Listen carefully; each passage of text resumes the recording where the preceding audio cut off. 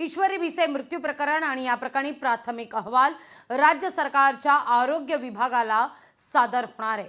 प्राथमिक अहवाल आरोग्य उपसंचालकांकडून राज्य सरकारच्या आरोग्य विभागाला सादर होतोय।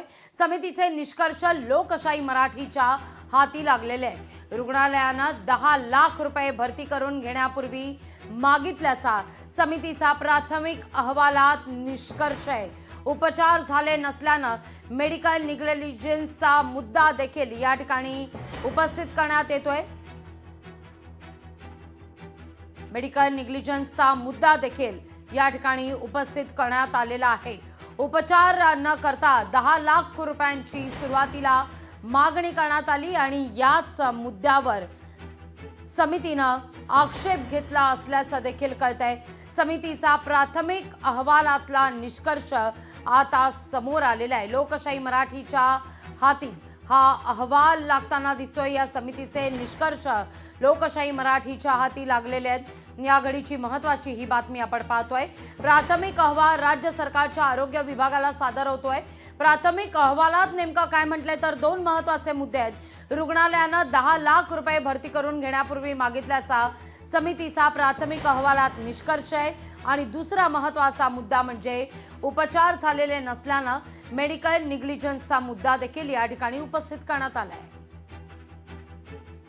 या सगळ्याविषयी अधिक माहिती घेण्याकरता थेट जाऊया पुण्याला आपले प्रतिनिधी चंद्रशेखर भांगे यांच्याकडे। चंद्रशेखर, या अहवालामध्ये 2 महत्त्वाचे मुद्दे नमूद करण्यात आलेले आहेत। रुग्णालयानं 10 लाख रुपये भरती करून घेण्यापूर्वी मागितले, हा मुद्दा प्रकर्षाने यात नमूद करण्यात आल्याचं कळतंय आणि दुसरा महत्त्वाचा मुद्दा उपचार झालेले नसताना देखील कसे काय 10 लाख रुपये मागितले, या अनुषंगाने मेडिकल निग्लिजन्सचा मुद्दा देखील उपस्थित होतोय। चंद्रशेखर,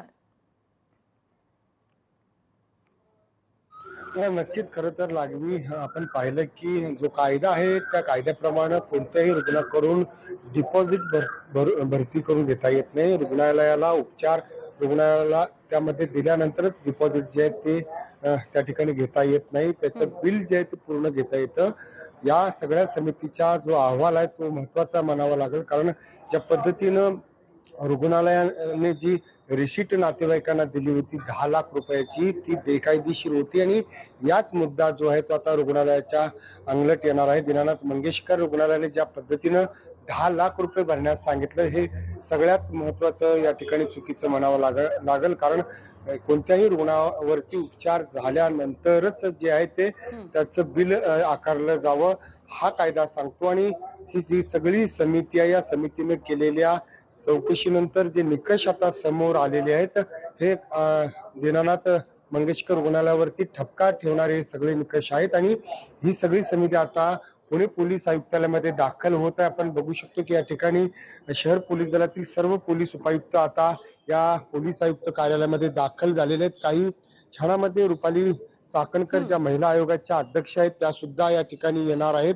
परंतु एक महत्वाचं या ठिकाणी आपल्याला बघावं लागेल की जी समिती आहे ही समिती कोणाकडे हा सगळा अहवाल सादर करणार आहे हे पाहणं महत्वाचं असणार आहे। कारण आपण पाहिलं की पोलीस आयुक्त अमितेश कुमार यांच्याकडे हा अहवाल जातो का हे सुद्धा पाहणं महत्वाचं असणार आहे। कारण रुपाली चाकणकर जे आहेत ह्या बैठक घेणार आहेत, त्यांची बैठक कोणत्या मुद्द्यावरती असणार आहे हे सुद्धा पाहणं महत्वाचं असणार आहे। परंतु रुग्णालय चौकशी संदर्भात नेमलेली जी समिती आहे त्या समितीचा अहवाल नेमका कुणाकडे जाणार आहे हे सगळ्यात महत्वाचं असणार आहे। लागवी अगदी हा लेखी अहवाल आज पुणे पोलीस आयुक्तांना सुद्धा सादर केला जाईल अशी देखील माहिती मिळते। चंद्रशेखर, महत्त्वाचं म्हणजे हा अहवाल सादर होण्यापूर्वी राज्य महिला आयोगाच्या अध्यक्ष रुपाली चाकणकर यांनी भिसे कुटुंबियांची सुद्धा भेट घेतलेली आहे। या भेटी अंतर्गत नेमकी काय चर्चा झालेली आहे या सगळ्याविषयी काही माहिती मिळते का? हा मुद्दा, या भेटी अंतर्गतला मुद्दा आणि अहवालातून समोर आलेल्या बाबी, या दोनही गोष्टी रुपाली चाकणकर या समोर मांडणार असल्याचं देखील कळतंय।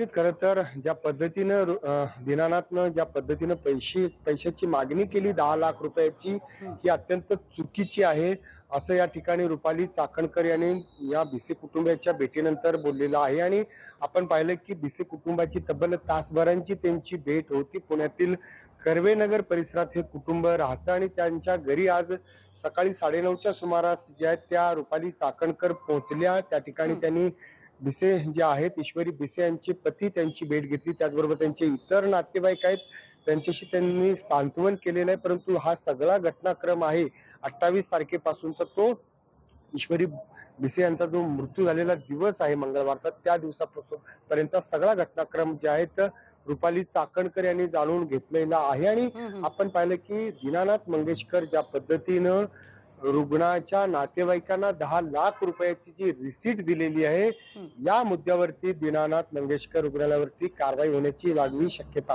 आहे. कारण कायदा जो ज्या पद्धतीने सांगतो की कोणत्याही रुग्णाकडे अगोदर पैशाची मागणी करू नका किंवा तशा पद्धतीचं डिपॉझिट जे असतं ते घेऊ नका, असा हा कायदा असताना सुद्धा ज्या पद्धतीने दीनानाथ मंगेशकरनी लेखी जे आहे 10 लाख रुपयाची मागणी केली आणि ते सगळे पैसे न भरल्यामुळं जे आहेत ईश्वरी भिसे यांचा मृत्यू झाला. खरं तर अत्यंत या सगळ्या घटनेनंतर संतापाची लाट शहरामध्ये उसळलेली आहे. आणि हा सगळा जो प्रकार आहे लोकशाहीनं वेळोवेळी लावून धरलेला आहे. आता जो अहवाल समोर येतोय त्या अहवालामध्ये आरोग्य विभागाच्या उपसंचालकांचा अहवाल, त्यांच्याबरोबर त्यांची कमिटी आहे आणि हा सगळा अहवाल पोलीस आयुक्त जे आहेत अमितेश कुमार यांच्याकडे सादर केला जातो की राज्य महिला आयोगाच्या ज्या अध्यक्ष आहेत रुपाली चाकणकर यांच्याकडे सादर केला जातो, हे पाहणं महत्वाचं असणार आहे. या अहवालामध्ये मुद्दा लक्षात येतोय. तुर्तास धन्यवाद तुम्ही दिलेला एकूणच या सविस्तर माहिती करता. पण हा अहवाल सादर होण्यापूर्वी रुपाली चाकणकर यांनी भिसे कुटुंबियांची सुद्धा भेट घेतलेली होती. या भेटीनंतर चाकणकरांनी नेमका काय म्हटलंय ऐकूया आपण. भेट घेतली, त्यांच्याकडून सविस्तर आलेला अनुभव हा खरं तर त्यांनी माझ्याकडे लेखी स्वरूपात दिलेला आहे. याच्यामध्ये बऱ्याच वेळा पेशंट आणि डॉक्टर यांच्यामध्ये झालेल्या चर्चा, झालेली ट्रीटमेंट आणि जे काही रिपोर्ट हे गोपनीय असतात. पण यामध्ये हॉस्पिटलनी स्वतःला वाचवण्यासाठी जो अहवाल सादर केला त्याच्यामध्ये बऱ्याचशा पेशंटच्या गोपनीय गोष्टी या जाहीर केलेल्या आहेत. ते अत्यंत चुकीचं आहे आणि या घटना, या गोष्टी हॉस्पिटलनी खरं तर समितीसमोर मांडायला पाहिजे होतं. ते सोशल मीडियाच्या माध्यमातून मांडले. त्यांना मी कडक शब्दात समज देतेच. आयुक्त कार्यालयामध्ये राज्य महिला आयोगाच्या वतीनं बैठक बोलवलेली आहे. याच्यामध्ये राज्य समितीच्या वतीनं जी समिती केलेली आहे, डॉक्टर राधाकिशन पवार यांच्या अध्यक्षतेखाली 4 सदस्यीय समिती आहे. त्या समितीचा राज्य शासनाचा अहवाल हा आता आयुक्त कार्यालयामध्ये सादर केला जाईल. लोकशाही मराठी ऐका, पहा, जागरूक रहा.